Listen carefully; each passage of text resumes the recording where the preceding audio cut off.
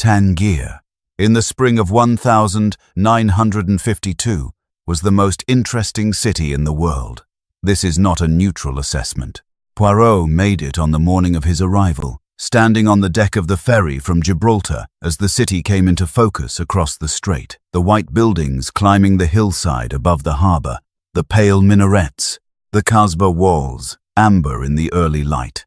And he made it with the specific quality of appreciation he reserved for places that were genuinely unusual. Not beautiful in the way of Paris or Venice, not grand in the way of London or Rome, interesting, complicated.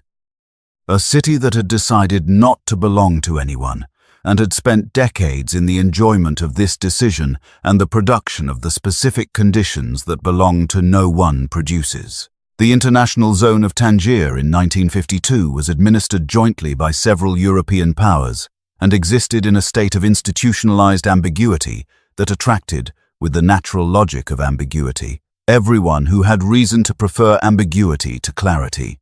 Diplomats and spies, artists and criminals, people with money and people seeking money, people with secrets and people who collected secrets.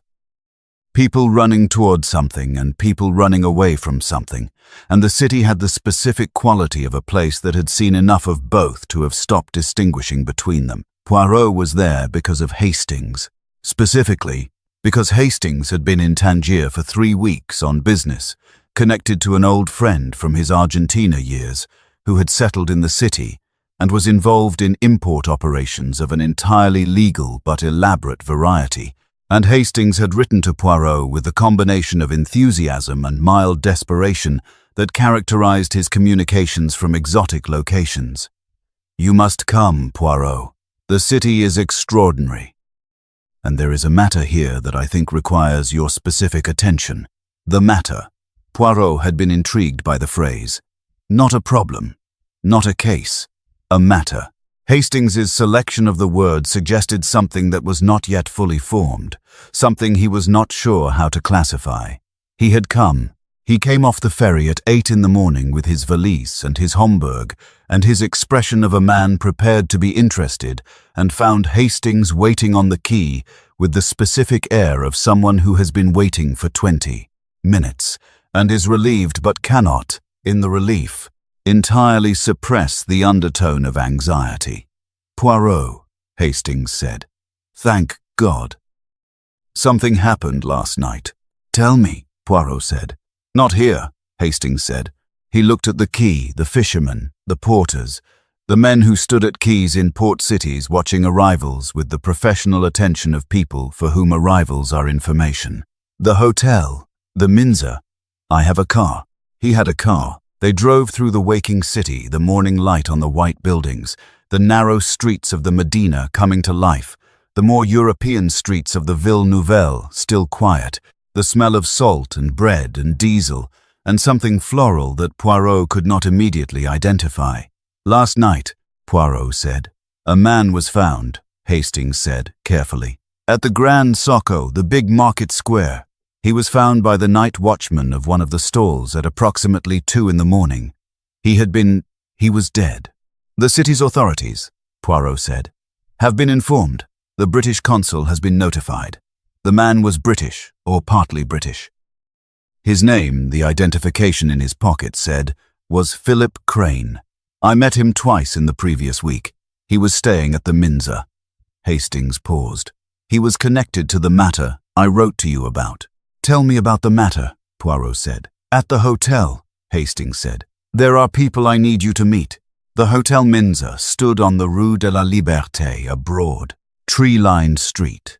That was the Ville Nouvelle's closest approximation of a European boulevard, with the quality of a hotel that had been receiving a specific kind of guest for several decades and had learned to accommodate that guest's requirements without asking too many questions about them.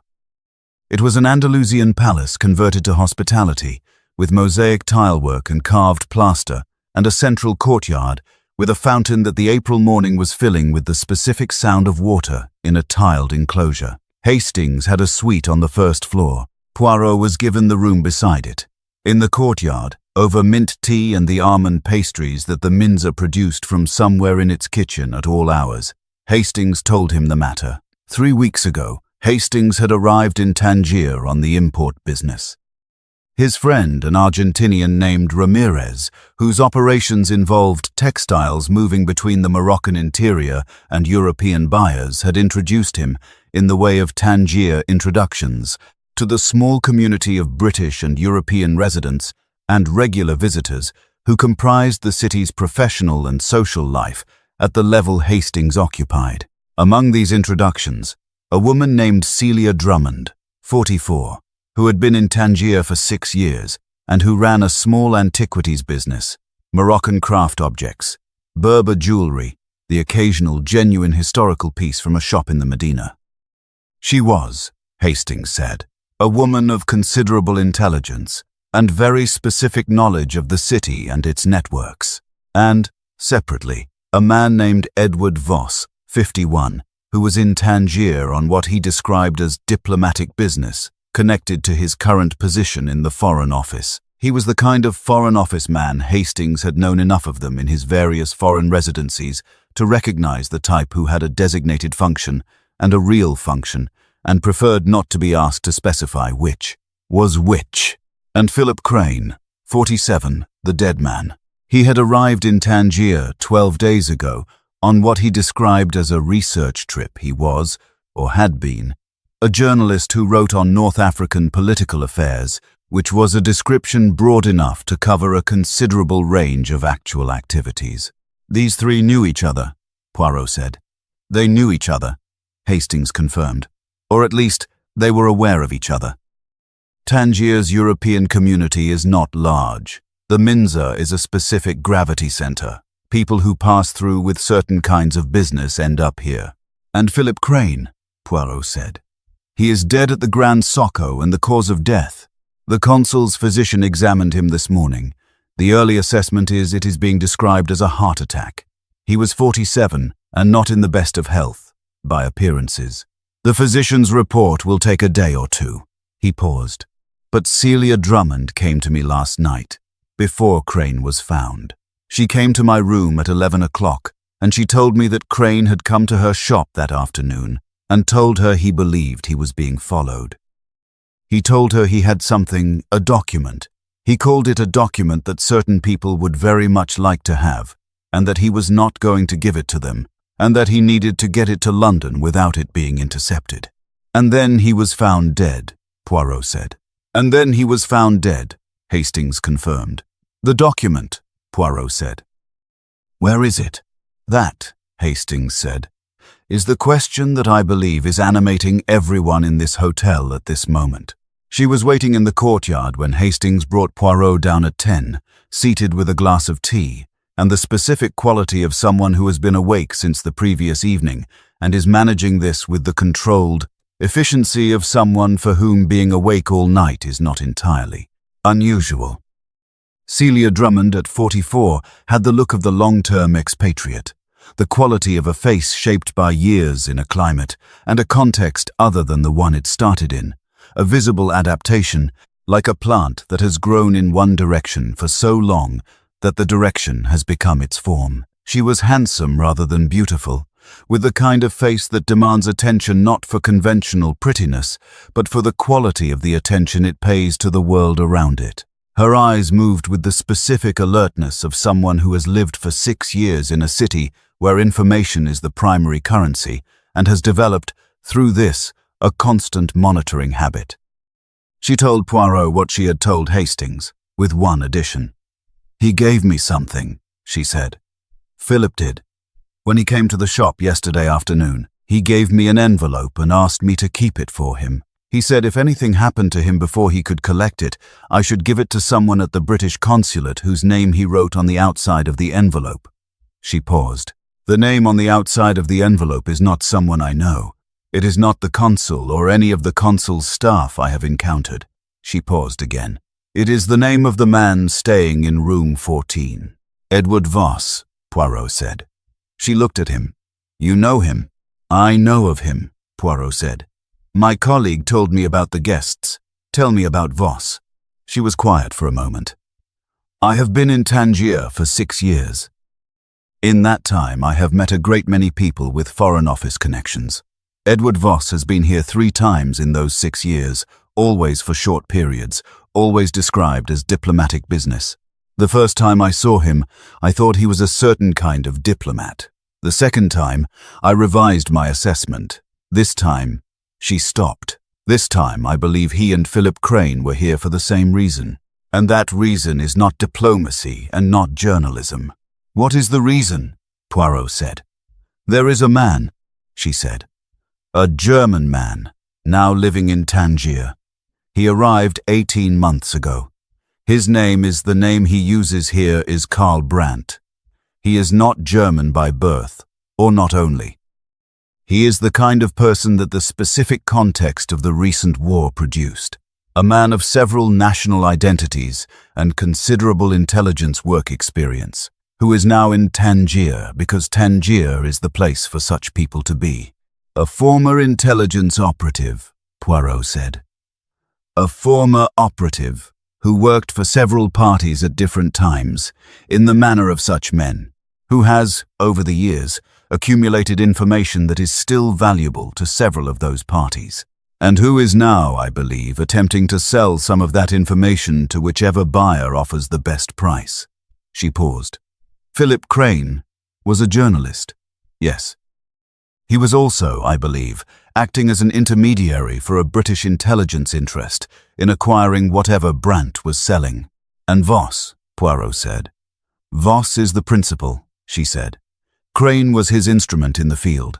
Crane had the contacts, the language, the cover story. Voss had the authority and the money. And Brandt, Poirot said. He is still in Tangier?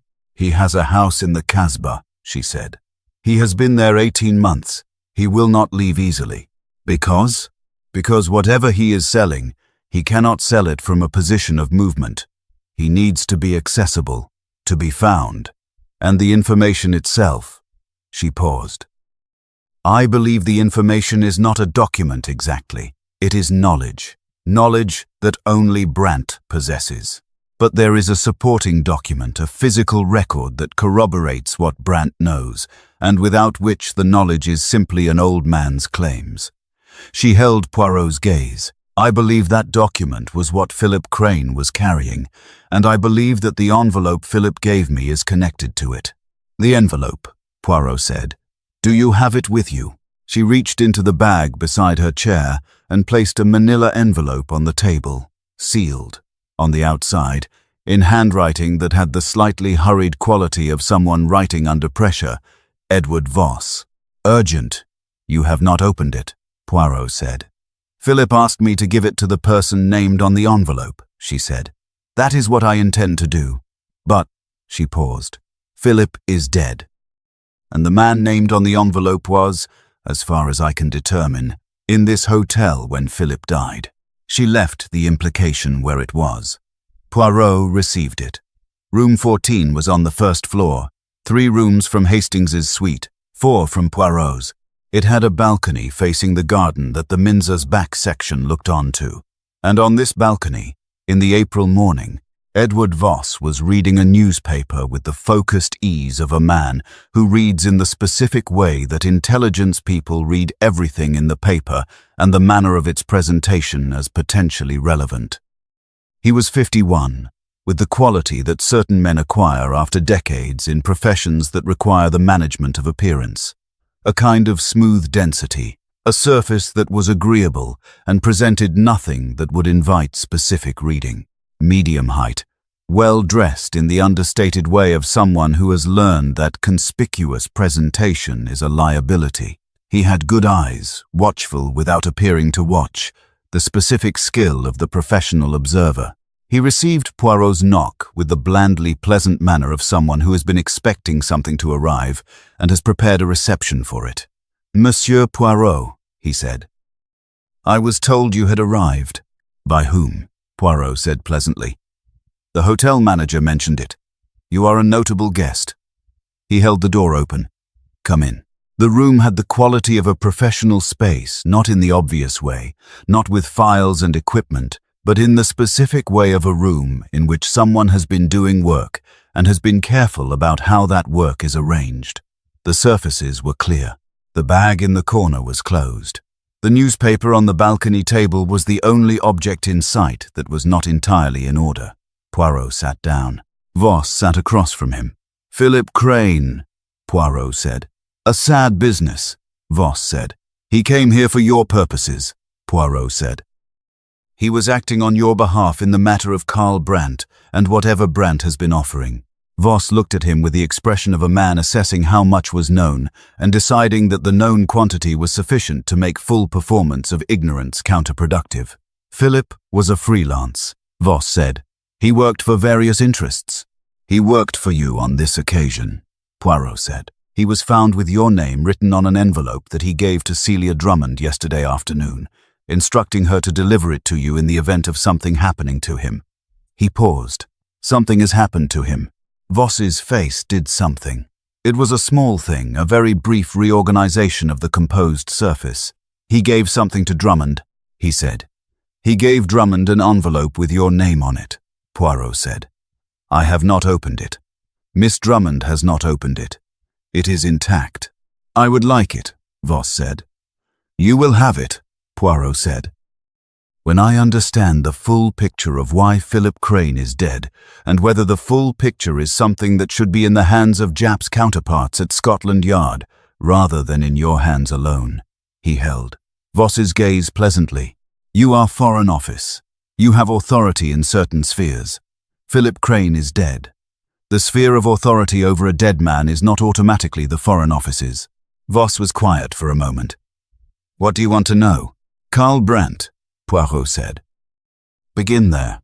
Karl Brandt's history, as Voss told it, with the specific, careful incompleteness of a professional who gives sufficient information to achieve cooperation without giving all information, was the history of a man who had spent 20 years being useful to people who needed things done in the shadow spaces of international events. Born in Austria in 1900, moved through various European intelligence structures in the 1930s, worked for the German intelligence services during the war, in a capacity that had involved extensive contact with British and American operations.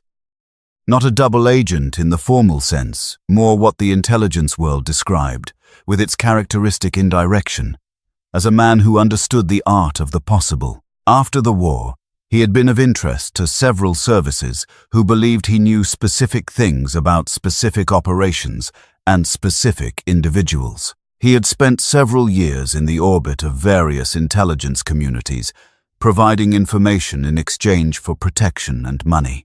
And then, 2 years ago, he had stopped. He went to Tangier, Voss said, settled, bought a house in the Kasbah, stopped providing information and started offering it at a price. "What changed?" Poirot said. "He found something," Voss said. "Or rather, he had always had something, and he decided, when he felt old enough to not care about the consequences, to use it." He paused. "Something from 1943 and 1944. An operation, a British operation that was conducted in North Africa, in this region, that involved the betrayal of a network of French resistance contacts to the German intelligence services.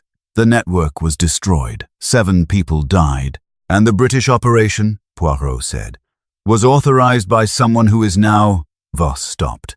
"Someone who is now in a position of considerable public prominence in Britain, who has built a career, in part, on the reputation of a wartime record that was heroic, rather than the record of a man whose decisions resulted in the death of 7 people. The document Brandt has," Poirot said. "It corroborates this. It is a record of the authorizing communications," Voss said.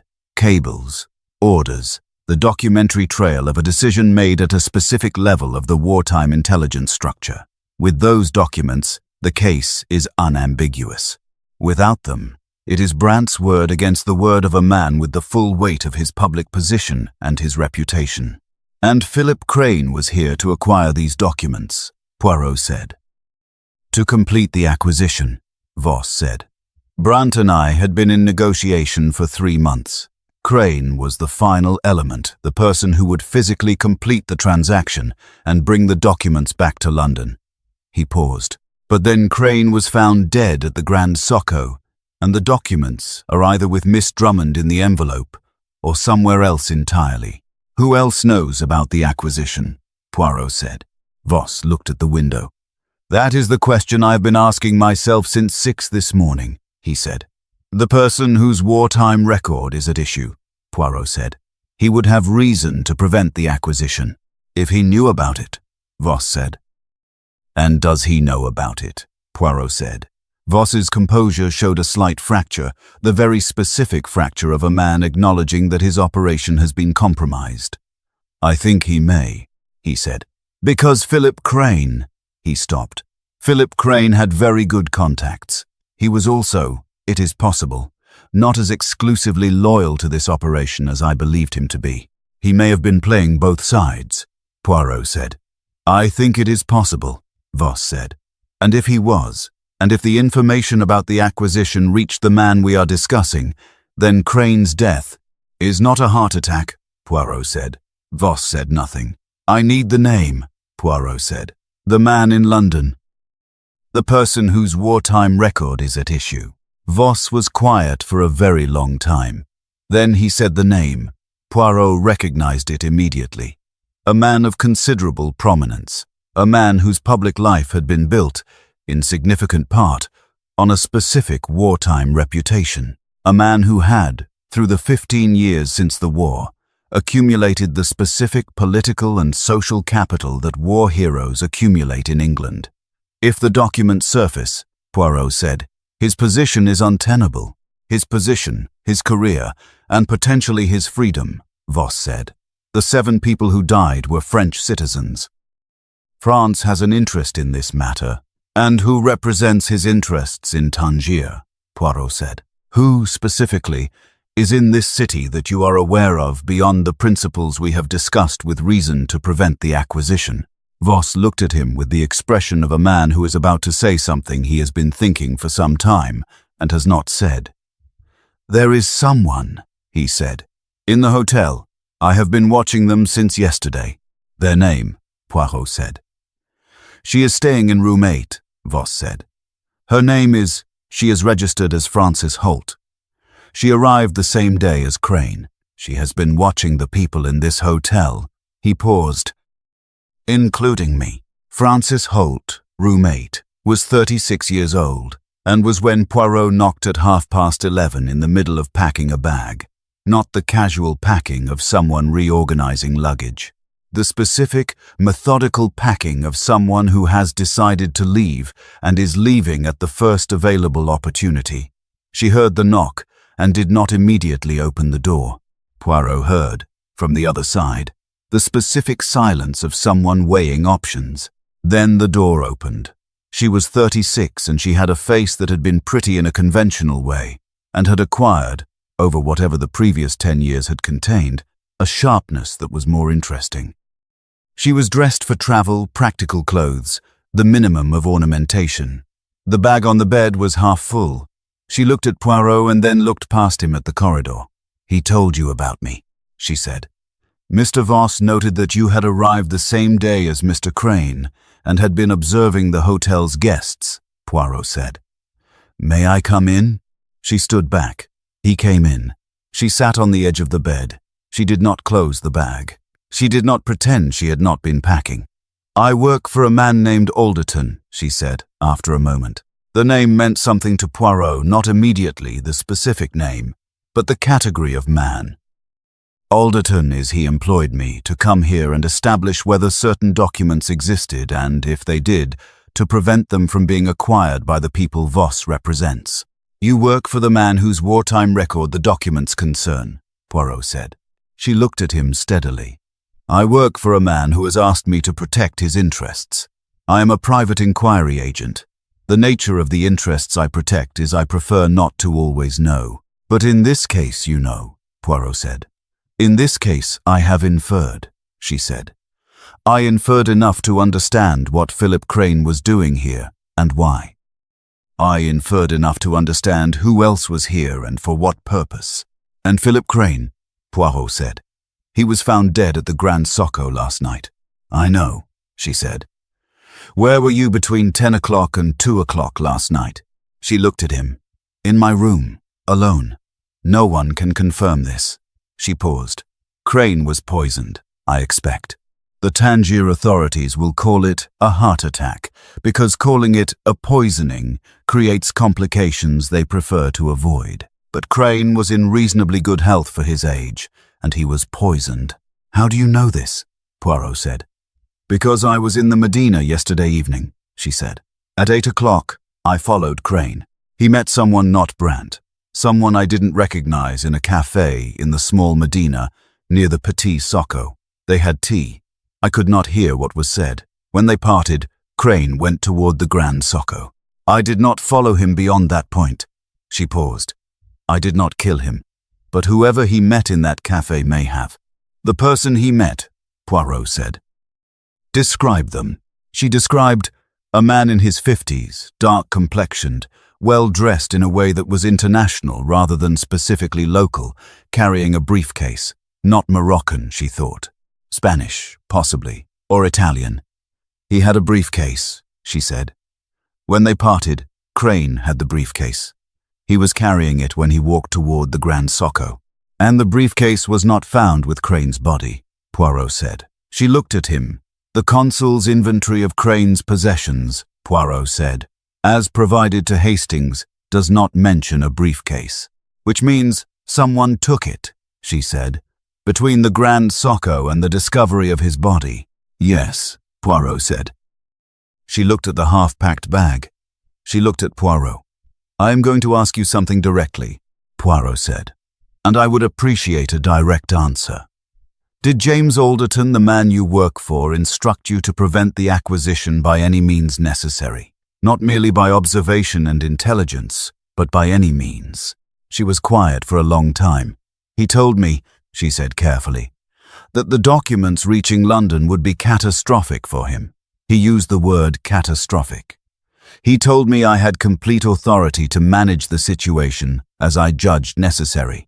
And you understood this to mean?" "I understood this to mean that I had discretion." She looked at her hands. "I did not use that discretion to harm Philip Crane. I want to be completely clear about that. I was watching this situation. I had not determined a course of action beyond surveillance and, if necessary, an attempt to acquire the documents myself before they could be transmitted." "The envelope with Miss Drummond," Poirot said. Her eyes moved slightly. "You know about the envelope?" "I know about the envelope," Poirot said. "Miss Drummond has it. It is intact and in my safekeeping as of this morning." He paused. "Miss Holt, I am going to tell you something, and I would like you to think carefully about your response. The man in the cafe, the one who met Crane, who may have been the last person to see Crane alive, did you see where he went after the meeting?" She was still for a moment. "He came back to this hotel," she said. "There were 9 registered guests at the Minza on this Tuesday morning, including Poirot himself. Hastings provided the register Madame Laurent. The manager had been diplomatically willing to provide it in the context of Poirot's implicit suggestion that the alternative was a formal consular inquiry. 9 guests, Poirot and Hastings. Celia Drummond, who had a standing arrangement for a room at the Minza on certain nights when business kept her in the Ville Nouvelle.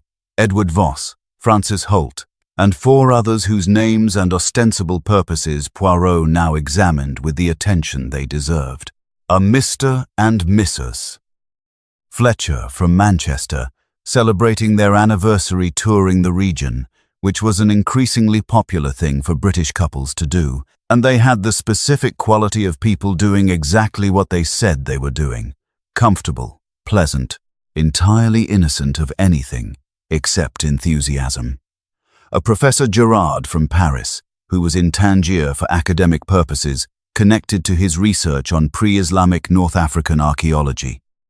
He was 63, and he had the absorbed quality of a scholar who is primarily present to his research and secondarily present to the social world, which is the quality that makes scholars good witnesses, in that they observe without constructing narratives. And a man registered as Mr. R. Santos, arriving from Gibraltar, 49 years old, whose registration card listed his occupation as import-export and his home as Lisbon, Santos. Dark, complexioned, well-dressed, in an international way, possibly Spanish, possibly Portuguese, possibly Italian languages, and physical types that overlap in the Western Mediterranean. Arriving from Gibraltar, which meant the same ferry Poirot had come in on, which meant arriving in Tangier the previous morning. In time to meet Crane in the cafe at 8 in the evening. Poirot went to find Santos. He was in the hotel garden when Poirot found him seated in the April sunshine with a coffee and a newspaper. The specific ease of a man who is waiting without appearing to wait, in the way that certain professionals have perfected. He was 49 and he had the quality that Francis Holt had described accurately. A face and bearing that were international rather than specifically local. The product of a life spent in several countries, the edges of each smoothed into the general competence of a man who goes where he is needed. He looked at Poirot with the assessment of a professional, looking at another professional, and said, "You are the detective. I was told you had arrived." "Everyone seems to have been told," Poirot said. He sat. "You met Philip Crane last night in a cafe in the Medina." Santos looked at him with the expression of a man deciding how much the person across from him actually knows versus how much they are implying they know. He made his assessment. "I met Crane last night," he said. "In the Café Central, near the Petit Socco. We had tea. You gave him a briefcase. He gave me something, and I gave him something in exchange," Santos said. "The nature of the exchange is professional." "He is dead," Poirot said. Santos's composure remained, but something behind it adjusted. "I heard," he said. "Between the cafe and the Grand Socco where he was found, he had the briefcase. The briefcase was not with his body. Someone took it." He paused. "Who knew about the meeting?" Santos looked at the garden, the orange trees, the tile work, the fountain that they could hear from here. The meeting was arranged through intermediaries. The arrangement required several communications. Each communication is a potential breach. He paused. I represent a specific interest in this matter, an interest that is not British. My principals have been attempting to acquire the same documents through the same channel through Brandt, independently of the British operation. They became aware of the British operation 6 weeks ago and have been attempting to coordinate, or to prevent, Poirot said. "To acquire the documents in a manner consistent with my principal's interests," Santos said, with the careful language of a man who has been trained to present things in careful language. "My principals have their own reasons for wanting the specific historical record to be established. Reasons that are not identical to the British intelligence interest." "France," Poirot said. Santos looked at him. "I cannot confirm or deny. The 7 people who died were French," Poirot said. "France has an ongoing interest in the events of 1943 and 1944 and the people responsible for them. France would have a very direct interest in acquiring documents that establish responsibility for a specific network's betrayal." He paused. "What was in the briefcase you gave Crane?" Santos was quiet. "A letter of authentication from Karl Brandt, establishing the provenance of the documents and their specific connection to the 1944 operation. Without the letter of authentication, the documents themselves are ambiguous. With it, they are unambiguous. So the documents and the letter of authentication need to be together," Poirot said. "Separately, they are insufficient. Separately, they are circumstantial. Together, they are definitive. And the documents themselves," Poirot said. "Where are they?" Santos looked at him with the expression of a man who has arrived at the point of the conversation where what he says next will determine the shape of everything subsequent. "With Karl Brandt," he said. Still, Crane was to take the letter of authentication to Brandt and complete the transaction, receive the documents in exchange for the authentication and the British payment. But he never arrived at Brandt's house. "Someone stopped him at the Grand Socco," Poirot said. Someone who knew about the meeting and the exchange, Santos said, and who took the briefcase, and who therefore now has the letter of authentication and can use it to complete the transaction with Brandt impersonating the British operation, or arriving with their own offer and the authentication already in hand to demonstrate the seriousness of their interest, or someone who simply wanted to prevent the transaction, Poirot said. Someone who represents the man whose record the documents implicate, who did not want the documents to reach London or Paris or anywhere else. Frances Holt, Santos said.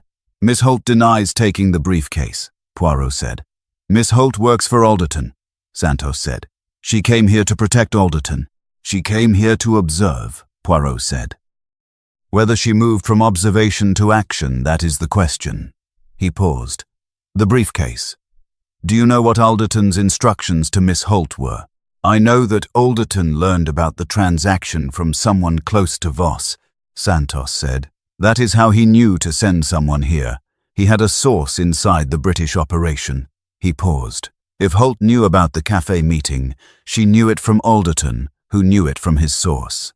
And if she took the briefcase, she would have done so at Alderton's direction, Poirot said.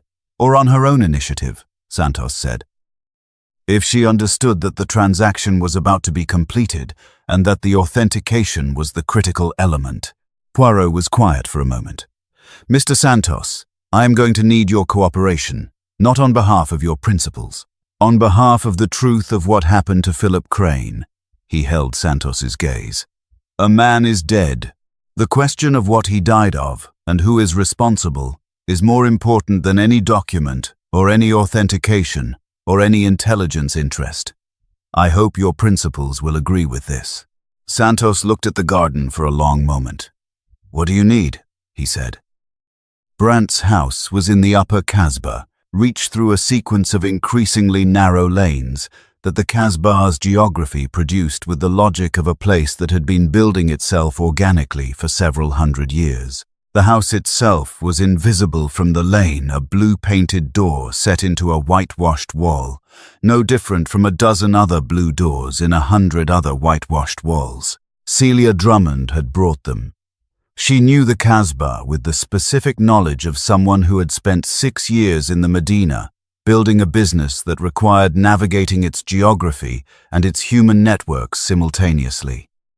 She knocked at the blue door and spoke in Darija, the Moroccan Arabic of Tangier, to whoever was inside, and eventually the door opened. Karl Brandt was 52, and he had the quality that a certain kind of life produces. A man who has been valuable to several parties, and has therefore survived several situations that should have killed him, and who carries the evidence of these survivals, not in visible scars, but in the specific quality of his attention, which was total and immediate, and gave nothing away. He received them in the house's central room, a traditional dar, with its central courtyard and the rooms arranged around it. The second floor visible above, the afternoon light coming through the courtyard into the space where they sat. He knew Celia Drummond. He looked at Poirot with the assessment he had directed at everything, the immediate, total evaluation of value and risk. The Belgian detective, he said.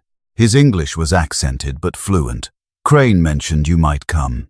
He said he had told a man named Hastings that the Belgian detective should be contacted if anything happened. He paused. Something has happened. Crane is dead, Poirot said. I know, Brandt said. News travels quickly in this city. It was not natural. No, Poirot said. It was not. The briefcase that Santos gave Crane last night, the letter of authentication, was taken from Crane before or after his death. Someone in the city has it. Brandt looked at him. Without the authentication, the documents are insufficient, he said. With it, they are. I know, Poirot said. That is why we are here. I need to understand the full structure of what Crane was involved in and what the document says about Alderton. And I need to understand this before the person who has the authentication reaches you. Brandt was quiet. He looked at the courtyard, the afternoon light, the small orange tree in the corner, the sound of the city above the walls. Alderton, he said. James Alderton. You know the name. I know the name, Poirot said. In 1944, a man holding the position Alderton held in the wartime intelligence structure made a decision, Brandt said. The decision was to provide to the German intelligence services the names and locations of a French resistance network operating in the Moroccan sector. The network had 7 members. 5 were captured. 3 died under interrogation. 2 survived and were exchanged. 2 were killed in the field before capture. 7 total, Poirot said. 7, Brandt confirmed. The reason for the decision, I do not know with certainty. I know that the British operation in this sector at that time was in competition with an American operation for the same intelligence sources. I believe Alderton sacrificed the French network to protect a British source that was duplicating it. I believe it was a calculation, the French network, in exchange for the protection of a British asset of greater strategic value. And you have documents establishing this, Poirot said. I have the communications, the cable traffic between the relevant stations, the authorizing orders. They are specific. They name Alderton in his wartime role. They describe the decision, with Santos's authentication letter, which establishes the provenance of the documents and my role as the custodian of this specific archive. The chain of evidence is unambiguous. The documents are here, Poirot said. The documents are here, Brandt confirmed. In this house. They have been here since I arrived in Tangier. You have not moved them, Poirot said. I have had no reason to move them. The house is secure. No one knows they are here except the parties to the negotiation. He paused. Until someone knew enough to take the authentication from Crane. Someone is coming, Poirot said. Either the person who took the briefcase or someone they send. They know the authentication is now available, and they will try to use it to complete the transaction on their terms, or they will come to destroy the documents rather than let them be used. Brandt looked at him steadily. What do you propose? I propose, Poirot said, that we complete the transaction tonight, with the correct principals Voss representing the British interest, and with the documents going through the proper institutional channels rather than through the informal route Crane was using. He paused. And I propose that we do it before whoever has the authentication arrives at this door. Brandt was quiet for a long time. Then, there is a problem with your proposal, he said. Tell me the problem, Poirot said. Voss is not the correct British principal, Brandt said. Voss is Alderton's man. Poirot sat in the courtyard of Brandt's Casbah house in the afternoon light and was still for a long time. Voss was Alderton's man, not British intelligence representing the historical record. British intelligence representing the man the historical record indicted. A man who had sent a professional Voss to acquire the documents, not in order to establish the truth, but in order to suppress it. Who had sent Crane as the instrument because Crane was expendable, and because Crane, playing both sides, had been both useful and dangerous. And who, when Crane had become too dangerous, when Crane had acquired the authentication and was close to completing the transaction through channels that Voss could not fully control, had made a decision. The third side, not French, not the formal British interest, Alderton's personal operation, using institutional cover to pursue a private end. Who else is in the British diplomatic structure in Tangier? Poirot said. Celia Drummond looked at him. The consul himself, she said. Martin Wheeler. He has been here for 4 years. Wheeler is not part of whatever Voss is doing. He is a career diplomat. He is clean. We need Wheeler, Poirot said. He telephoned from the house Brandt, had a telephone and reached the consulate and asked for Wheeler, and when Wheeler came on the line said, This is Hercule Poirot. I am calling about the death of Philip Crane and the matter he was investigating. I need to see you immediately. I need you to come to a specific address in the Casbah, alone, without informing anyone on your staff of your destination. Wheeler, to his credit, came. He arrived within the hour, a lean man of 58, with the specific quality of a career diplomat who has seen enough to be unsurprisable, and who received Brandt's existence and Brandt's documents and Poirot's account of the full picture with the controlled attention of Someone integrating a great deal of information very quickly. Voss, he said, when Poirot finished. Voss works for the man the documents implicate, Poirot said. He has been here under the cover of legitimate intelligence work to suppress the transaction, not to complete it. And Crane, Wheeler said. Crane was Voss's instrument until Crane decided to play his own hand, Poirot said. Crane met with Santos, the French interests representative, and acquired the authentication letter. He then gave the envelope to Drummond to deliver to Voss, which tells me, he paused, which tells me that Crane had concluded that Voss was not what he represented himself to be, and that the envelope was Crane's insurance. He named Voss on the envelope because naming Voss forced the matter into the open. If Crane died with Voss named as the recipient of the authentication, anyone investigating would look at Voss. He was setting a trap, Celia said quietly. He was setting a trap, Poirot confirmed. And then he was found at the Grand Socco. You believe Voss had Crane killed, Wheeler said. I believe Voss had access to Tangier's specific resources and understood the city's specific capacities for managing problems of this kind, Poirot said. I cannot yet prove that he arranged Crane's death, but the pattern, he held Wheeler's gaze, the pattern points in a consistent direction. And the authentication letter, Wheeler said. The briefcase. Who has it? That is what I need to establish before we can complete the transaction and get the documents into the correct institutional hands. He paused. But I believe, I know. He knew because of the sequence. Frances Holt had been in the Medina at 8 in the evening. She had followed Crane to the Café Central. She had watched him meet Santos. She had seen him leave with the briefcase. She had not followed him to the Grand Socco, she said, but she had gone back to the hotel. Voss was at the hotel. Voss knew about the meeting. Voss had a source inside whatever Santos represented, the same way Alderton had a source inside Voss's operation. Voss would have known that the meeting had occurred. He would have known that Crane now had the authentication. He would have understood, with the speed of a professional who had been managing this situation for weeks, that the transaction was now within hours of completion and that his window for prevention was closing. And then Crane had died. Not at the Grand Socco of natural causes. But the briefcase was not with the body, which meant either Crane had been relieved of it before his death, or it had been taken after. Either way, someone who knew the briefcase existed and knew its significance had removed it. Poirot thought about the sequence, about the hotel and its guest rooms, and the specific proximity of those rooms, and who was next to whom, and who could have seen what from where. He went back to the Minza. He knocked on the door of Frances Holt's room. She was there, she had not left, despite the half-packed bag. She opened the door with the expression of someone who had been expecting this knock. The briefcase, Poirot said. She looked at him for a long moment. Voss, she said. Tell me, Poirot said. She told him. She had gone back to the hotel after watching Crane in the cafe. She had been in her room. At approximately 11 o'clock, she had heard movement in the corridor, the specific quality of movement that is someone trying to be quiet. She had looked through her door crack. She had seen Voss in the corridor, moving toward the stairs with a briefcase.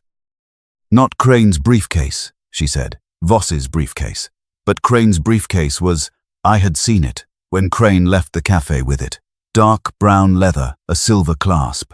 The briefcase Voss was carrying had a dark brown leather exterior and a clasp that caught the corridor light. She paused. I did not put it together immediately. I thought nothing of a man carrying his own briefcase through a corridor. It was only later, when I heard about Crane. Where would Voss have gone with it? Poirot said. At 11 o'clock at night in Tangier. He has contacts, she said. Voss has been in this city 3 times. He knows its geography in the specific way of someone who has worked here professionally. She paused. There is a man, Alderton's local contact, who operates from a house near the American legation. I had his address from the briefing I received before I came. She wrote it on a piece of paper. If Voss was taking the authentication somewhere to secure it or use it, that is where he went, Poirot said. He went to find Wheeler. Wheeler moved quickly. with the efficiency of a consul who understood that the situation required institutional authority and speed. He made 2 telephone calls, one to a contact at the Tangier administration, one to a contact Poirot did not inquire about, and by 10 o'clock that evening, Voss had been detained at the house near the American legation, in the company of Alderton's local contact, in possession of a dark brown leather briefcase with a silver clasp. Inside the briefcase, Santos's authentication letter. The 3rd day in Tangier had a different quality from the first 2. The first day had been the quality of arrival, new information, new faces, the assembly of a picture from its components. The second day had been the quality of urgency, the pieces connecting, the direction clarifying, the specific race between the completion of the transaction and the people who wanted to prevent it. The third day, the Wednesday morning, had the quality of resolution, not the dramatic resolution of a case brought to its single violent point, but the slower, more complex resolution of a situation that had several parts and required each part to be addressed separately. Wheeler handled Voss through official channels, the specific channels of diplomatic affairs, which are not the same as ordinary legal processes but which have their own weight and their own consequences. Voss was removed from Tangier. The circumstances of his removal were described in the official communications that Wheeler showed Poirot as related to conduct incompatible with diplomatic status. The specific nature of the conduct was in the way of official communications, not specified. Santos took the authentication letter and combined it, in Wheeler's presence, with the documents that Brandt had held for 18 months. The combined package was transmitted to the relevant institutional address in Paris through channels that Wheeler facilitated.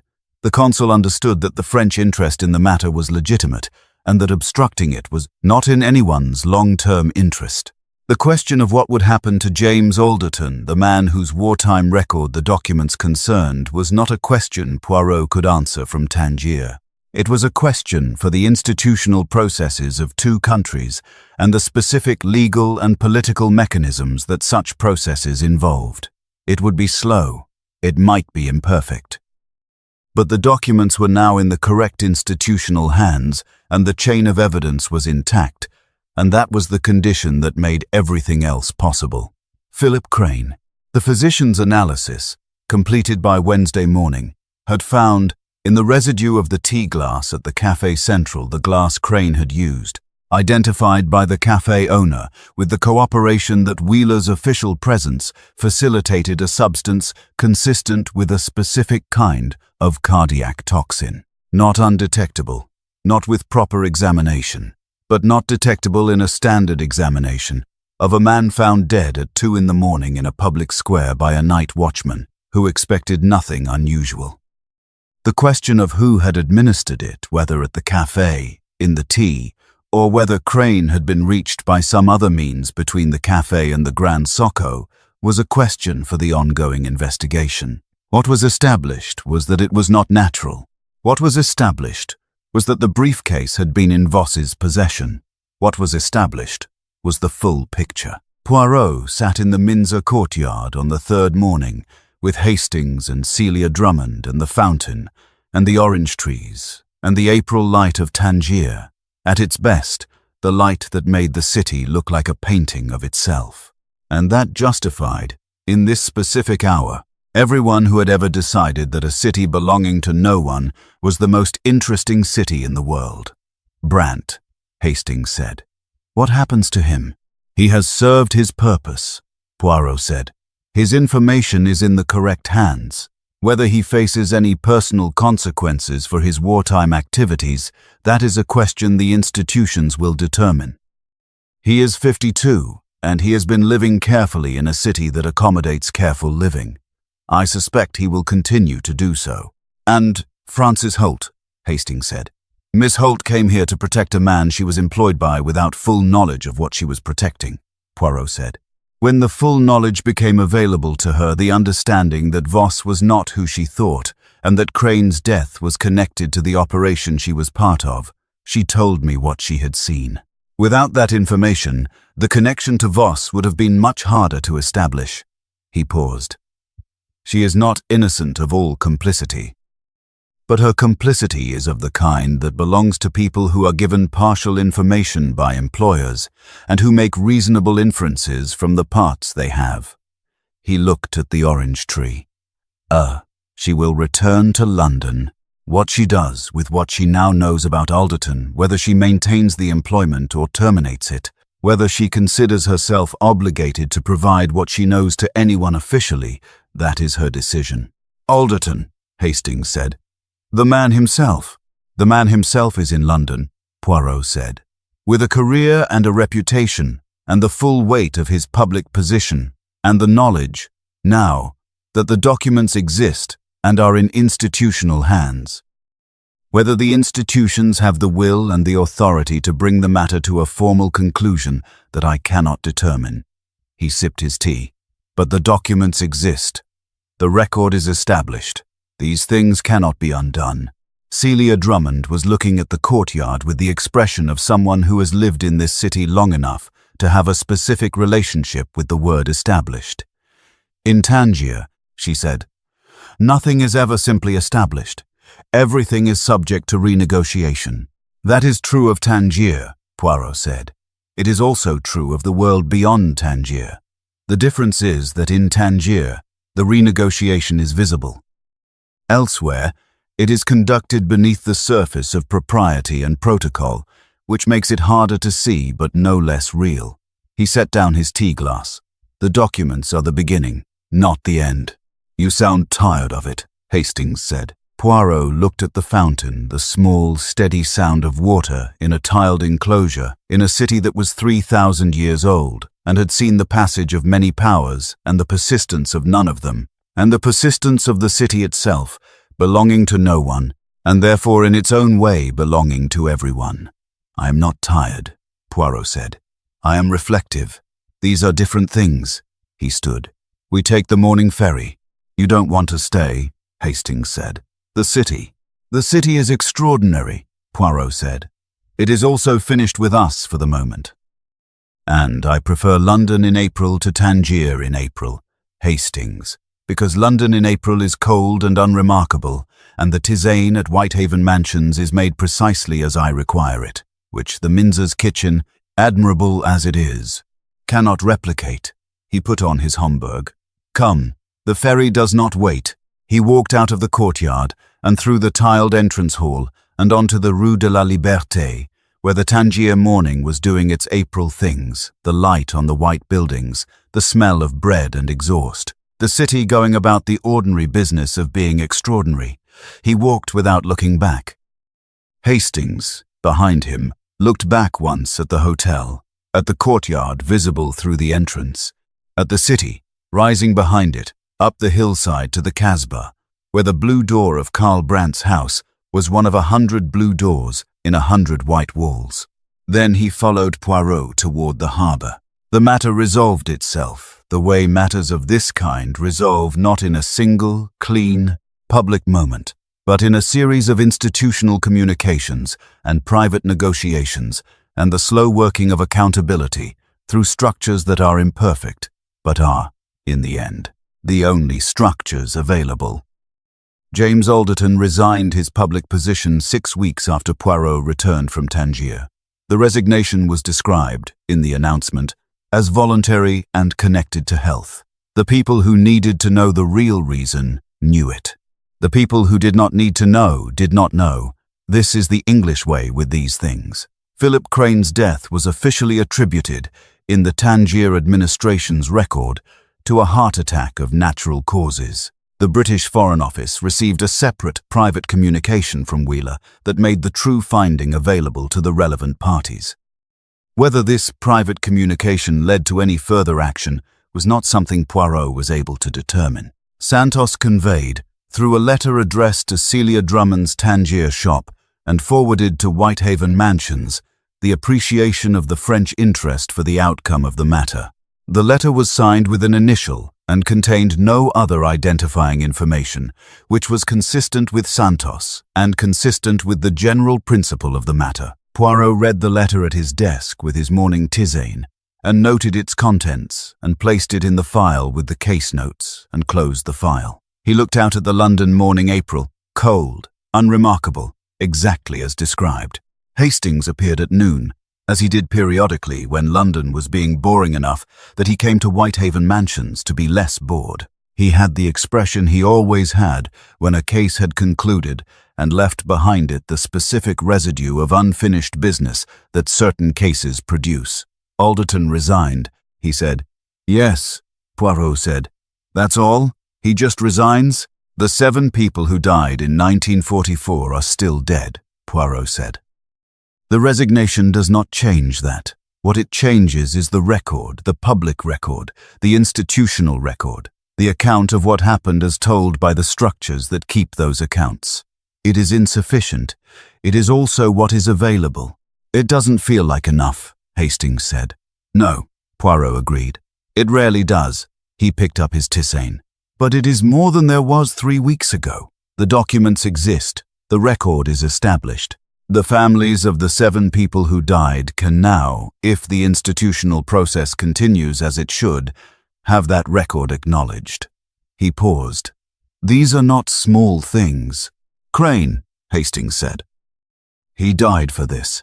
Crane died because he was playing a dangerous game in a dangerous city on behalf of several parties simultaneously, Poirot said. He knew the risks, not the specific risk of that specific evening, but the general risk of the work he did. People who work in the shadow spaces between official interests understand, on some level, what those spaces are capable of. He held his tisane in both hands. But yes, he died in the course of bringing something closer to the light. That matters.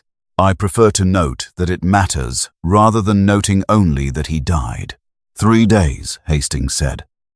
3 days in Tangier and you. 3 days in Tangier and the grey cells had sufficient material, Poirot said. The city provided everything. It always does. Every city provides everything if you attend to it properly. The specific geography, the specific history, the specific community of people brought together by their reasons for being in a place that belongs to no one. He set down his cup. Tangier is very efficient in this respect. The density of relevant information per square meter is unusually high. Hastings almost laughed. You liked it, he said. I found it, Poirot said. Extraordinary. He looked at the window. I also find London in April entirely adequate. These things are not in conflict.